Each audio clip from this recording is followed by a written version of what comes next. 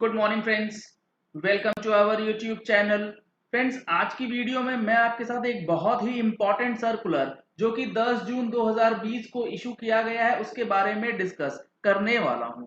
अब देखिए, जो सर्कुलर आया है बहुत ही इंपॉर्टेंट सर्कुलर, डायरेक्टर रेम्यूनरेशन के ऊपर जीएसटी लगेगी या नहीं उसके क्लैरिफिकेशन को लेकर के यहाँ पे चीजें बताई गई। Various references have been received from the trade and industry seeking clarification whether the GST is leviable on directors remuneration paid by the companies to their directors।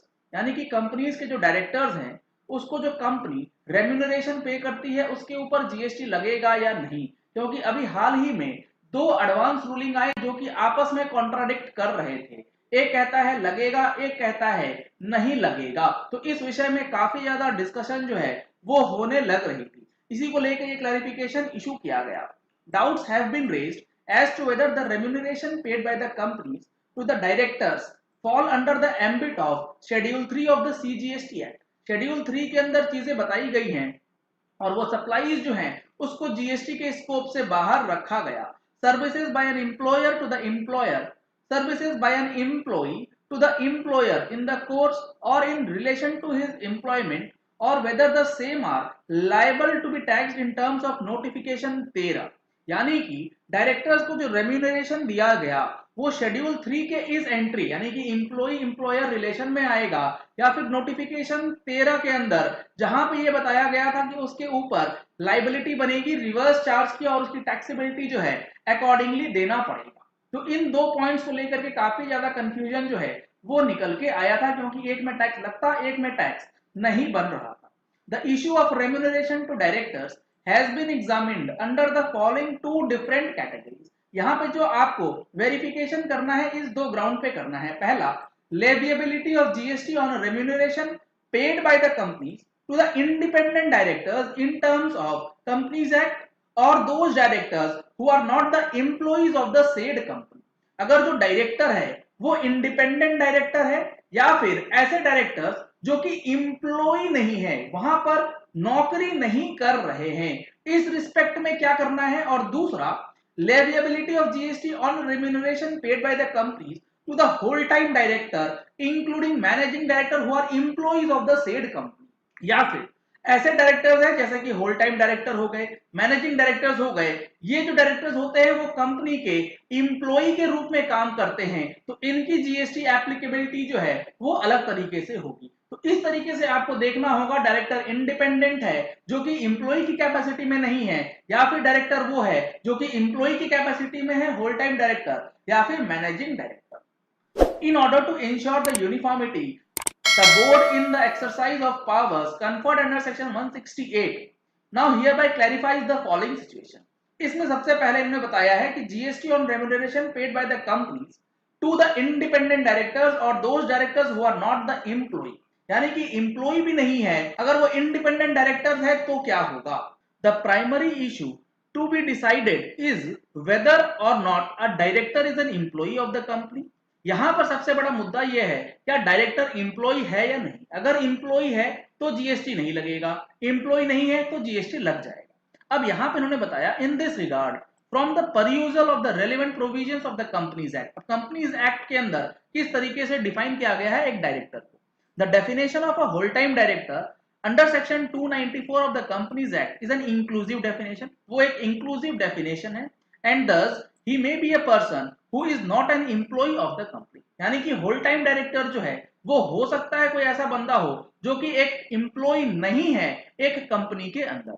Definition of independent directors, whole time directors हो सकता है employ ना हो, लेकिन the independent directors as per section 149(6) of the Companies Act read with rule 12 of the Companies Rules 2014 makes it amply clear that such director should not have been an employee और proprietor और a partner of the said company. यानी कि अगर कोई independent director है तो वो section 149 के तहत एक कंपनी के अंदर एज अ एम्प्लॉय काम नहीं कर सकता, तभी उसको इंडिपेंडेंट डायरेक्टर बनाया जा सकता है। अगर इंडिपेंडेंट का कोई इंटरेस्ट रहेगा तो वो इंडिपेंडेंटली काम ही नहीं कर पाएगा।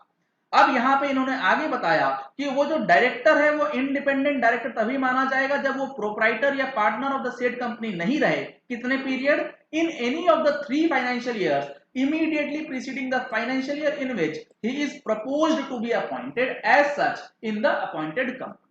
यानी कि पिछले 3 सालों के अंदर ना तो वो एम्प्लॉय रहा हो, ना वो पार्टनर रहा हो, ना वो प्रोपराइटर रहा हो कंपनी के अंदर, तभी उसे जो है इंडिपेंडेंट डायरेक्टर का अपॉइंटमेंट किया जाएगा।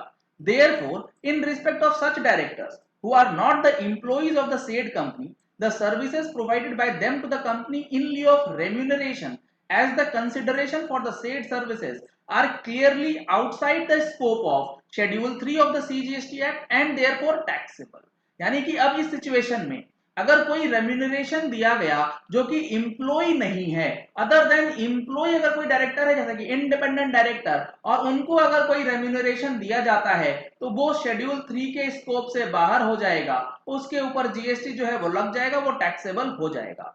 In terms of entry number, serial number 6 of the table annexed to notification 13 CT rate का, the recipient of the said services, that is the company, is liable to discharge the applicable GST on reverse charge basis।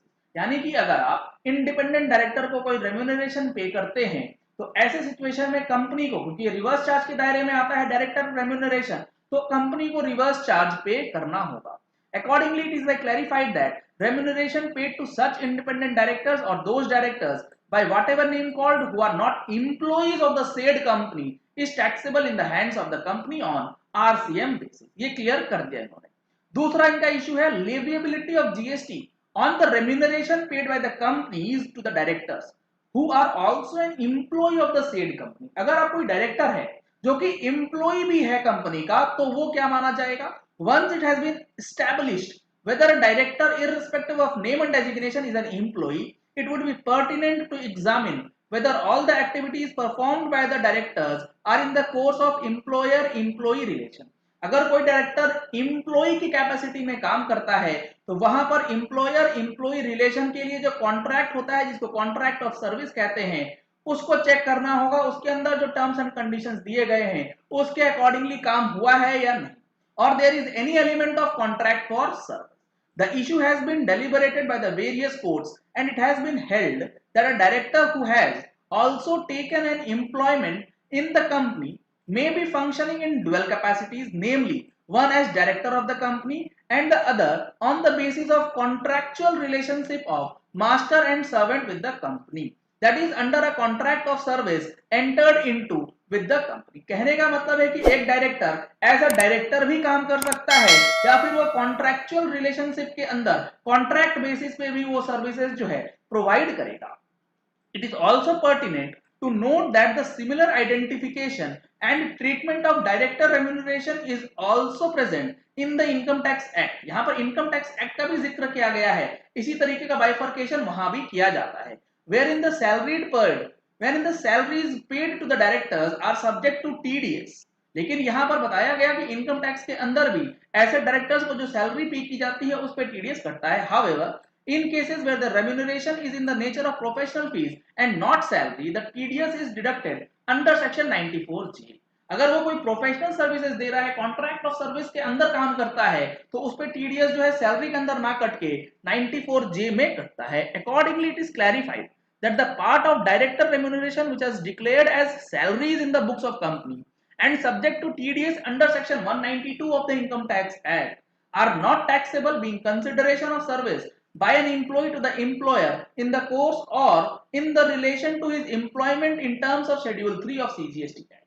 अब आपको check ये करना है कि जो director remuneration है उसके अंदर टीडीएस कौन से वाले सेक्शन में कटा। अगर वो सैलरी के 92B में कटा है तो जीएसटी नहीं लगेगा, वो शेड्यूल 3 का पार्ट बन जाएगा। लेकिन it is further clarified that the part of employ director remuneration which is declared separately other than salaries in the company accounts and subjected to TDS under section 94J of the IT Act as the professional fees or technical services shall be treated as consideration for providing services which are outside the scope of supply of schedule 3 of CGST Act and therefore it is taxable। बहुत important, अगर वो 94J के अंदर payment हो रही है professional services की, तो वहां पर आपका जीएसटी लागू हो जाएगा और टैक्सेबल भी होगा। कंपनी को रिवर्स चार्ज में उतने अमाउंट के ऊपर जीएसटी जो है वो जमा करना होगा। तो आपको टीडीएस का प्रोविजन भी चेक करना होगा, जीएसटी उस पे लागू होता है या नहीं होता है। चलिए इस वीडियो को यही एंड करते हैं। आशा करते हैं कि आपको ये वीडियो पसंद आया होगा। अगर आपको ये वीडियो पसंद आया तो इस वीडियो को लाइक और शेयर करना मत भूलिएगा, ताकि मैक्सिमम लोगों तक ये इन्फॉर्मेशन पहुंच सके। डायरेक्टर्स रेम्यूनरेशन पे जीएसटी लगेगा या नहीं लगेगा। अगर आपने हमारे चैनल पे फर्स्ट टाइम ट्यून इन किया है तो चैनल को सब्सक्राइब करने के लिए नीचे दिए गए रेड कलर के सब्सक्राइब बटन को प्रेस कीजिए। साथ में जो बेल आइकन है उसे भी प्रेस कर लीजिएगा, ताकि वीडियोस की नोटिफिकेशन आप तक रेगुलरली पहुंचती रहे। Thank you.